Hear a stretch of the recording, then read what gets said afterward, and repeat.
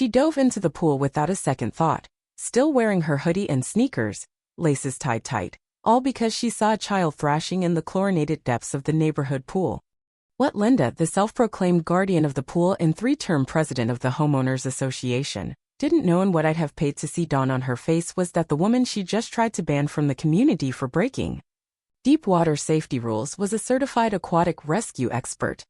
This was someone who'd once leaped from a helicopter into pitch-black international waters to save 3 hostages from armed captors. Let me take you back to the start. My wife, Sarah, had returned from a classified mission just 72 hours earlier. Her rescue harness was still tucked in her ops bag, untouched. Now she stood by the pool, hair dripping, facing a cluster of HOA officials clutching a citation for unauthorized entry into a Tier 3 water zone. They claimed she wasn't certified to save lives in their precious community. Sarah raised an eyebrow, tilted her head and said, "Should I have let him drown?" That was the moment I knew Linda had crossed the wrong woman. This wasn't about a mailbox sign in the wrong font or planting unapproved roses. This was about a rescue operative with medals from 3 nations for saving lives.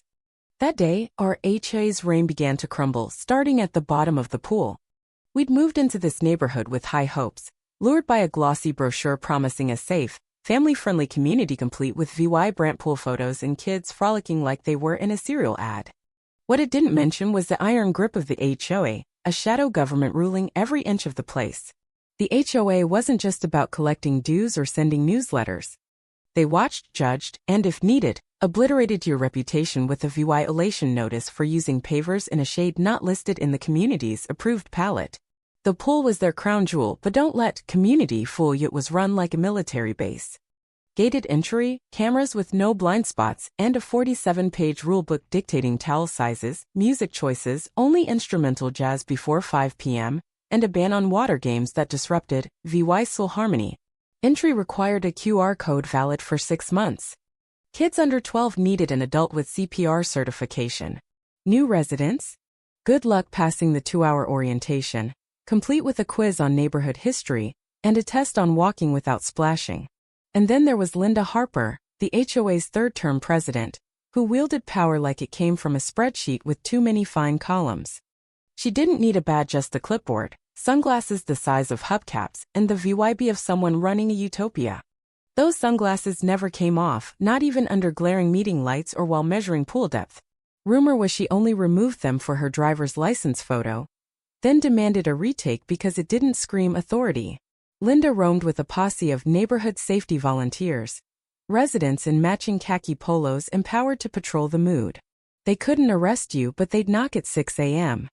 to say your patio chair wasn't in the Q2 neutral palette.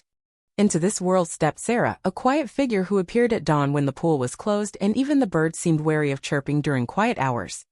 She didn't post on the resident forum or show up to community mixers with fake wine and stale cookies. The neighbors thought she was retired. They didn't know she'd been a NATO water rescue specialist, DVYing from helicopters into stormy seas to save pilots in war zones. She'd cut underwater nets, disarmed explosives under ships, and led pirate hostage rescues in under 12 minutes because that's all the chopper gave her. Her last mission was a week ago. Nobody knew.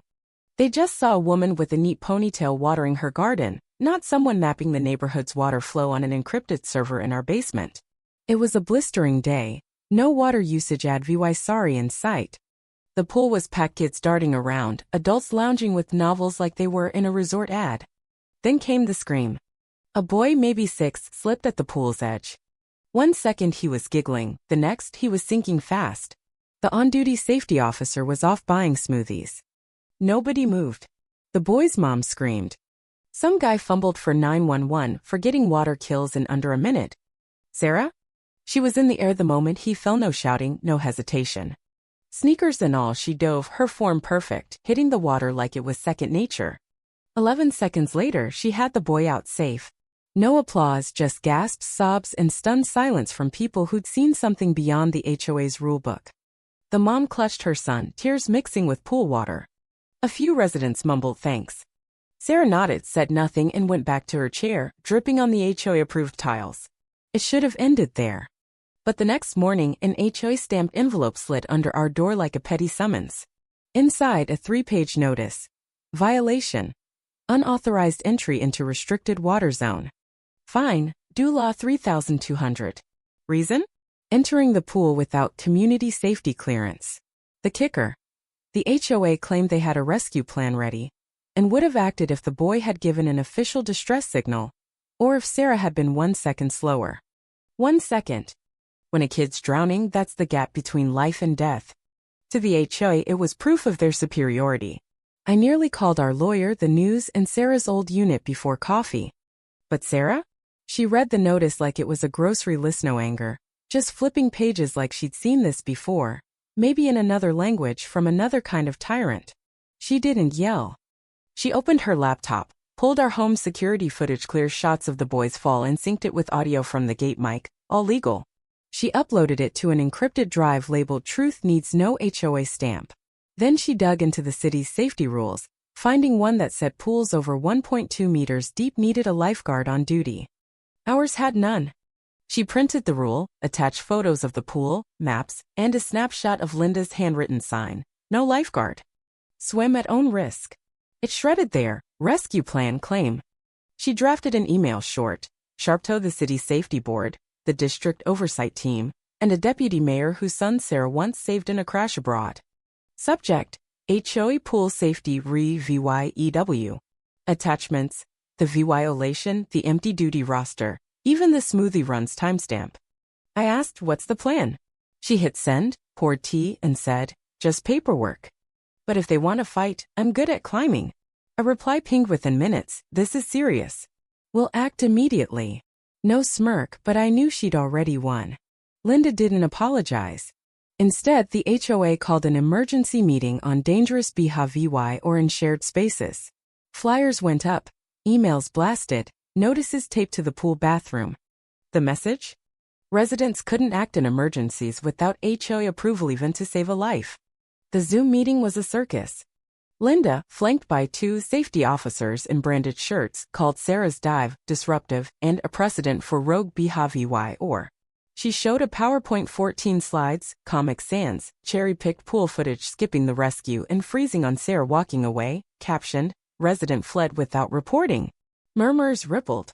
Then Jim, a retired firefighter from Unit A4, spoke up. If she hadn't jumped, what would have happened to that boy? Linda claimed the safety team was monitoring and ready to act in 90 seconds. Jim shot back, "Kids drown in 30. What's 90 seconds do?" Linda read a canned statement about emergency governance. Then a kid Lisa's son from B2 piped up. "So if I fall in, should I swim or wait for a protocol?" Laughter broke out, tired and raw. Linda's face reddened. She demanded order. After that, with a new rule mandating pool name badges, Sarah went surgical. She didn't protest or rant. She asked one question: did the HOA hire lifeguards?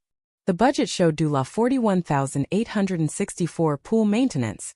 But nothing was fixed, no new filters, no upgrades. She traced the vendor, Clearwave LLC, to a non-existent license under Linda's husband, Mark Harper. In 3 days, she found 5 shady payments to ghost companies and emails where Linda called the charges necessary to justify fee hikes.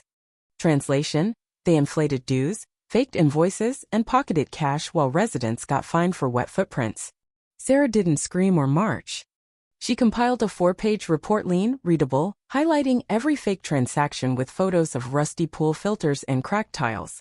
She slipped copies into every mailbox, bypassing the HOA, and pinned 3 to community boards per the bylaws. Members may share facts for the community's good. A retired lawyer, a teacher, and an ex-accountant reached out. A petition for a city audit followed, then an open hearing and a no-confidence vote proposal. Linda tried to block it, but the neighbors were done being scared. One Monday, a city notice appeared. HOA board suspended pending financial and governance investigation. Linda vanished, citing health issues. Her top officer ditched his polo and quit. Weeks later, residents voted almost unanimously to dissolve the board. A new council formed, diverse, fair, no single ruler. Linda sent a handwritten letter whining that her standards were misunderstood. It sat in the mailbox, ignored, then vanished. Sarah didn't gloat. She tended her garden, checked the koi pond, jogged past the Pulno badge, no stairs. The only trace of Linda's era was a cricket sign, "Swim at own risk." Sarah smiled. Now it's true. The neighborhood became the brochure's promise gets splashed, BBQs fired up without aroma citations. Someone posted, free swim lessons weekends. Linda didn't touch it. Sarah lives simply new mint plants, a better koi filter, a chair angled for sunset. Kids knocked, asking for her rescue stroke. She taught them free. No hero worship needed. She was just a neighbor who wouldn't let a kid die over paperwork. Some fights end loud. This one ended with pool ripples, fence laughs, and a woman watering plants. Peace isn't Rolsitz knowing when to act without permission. But Linda wasn't done. After her public takedown city suspension, exposed for funneling pool funds through her husband's shell company, you'd think she'd fade out. Nope. She was the type to torch the community garden if she couldn't rule it. The new council planned a chili cook-off to lift spirits, potluck, pool games, no fuss. The flyer said everyone welcome. Bring a dish. No drama. But everyone welcome was catnip to Linda. Days before, new flyers appeared in all caps papyrus. Unofficial gatherings violate Safety Code 12.3b. Unlicensed food is a liability. Attend at your own risk. Signed, Linda Harper, HOA President Emerita, like she'd retired from royalty, not been ousted. Sarah, planting basil, didn't flinch. She's testing us. I laughed with Chili. She nodded. Control. Cook-off day, Linda showed up not loud, but peak Linda, huge hat, sunglasses, clipboard with incident forms. She hovered by the sign-in table, snapping pics of chairs off the grass zone. She sniffed the vegan chili, cross-contamination risk, and questioned the gluten-free lentil chili's celiac certification. We laughed. She didn't stop. Next day, she sent the city a health violation letter and emailed everyone a PDF. Risks of unregulated bean gatherings. She claimed noise, food safety, and emotional zoning breaches, whatever that meant. Sarah didn't open the PDF. She pulled a folder, Linda Contingency, with screenshots of Linda's cook-off posts, including her eating the lentil chili, and garden cam audio of her saying, "This chili's great." Sarah zipped it to the council, health department, and the cook-off chair, a paralegal who loathed passive aggression. A new sign went up, all welcome at council events. Former officials can't interfere. Someone taped a photo of Linda's half-eaten chili bowl, captioned, "This chili's great LH." Linda's been quiet since, spotted only muttering by the mailbox. Her clipboard's gone, her sunglasses smaller. The empire's dust. Now kids swim, grills hum, Sarah teaches water safety Saturdays. She doesn't need glory or revenge, just no kid drowning in silence. No fines for doing right. And a place for lentil chili. Linda tried rebuilding her throne, but you can't rule with rules, fear, and PDFs alone.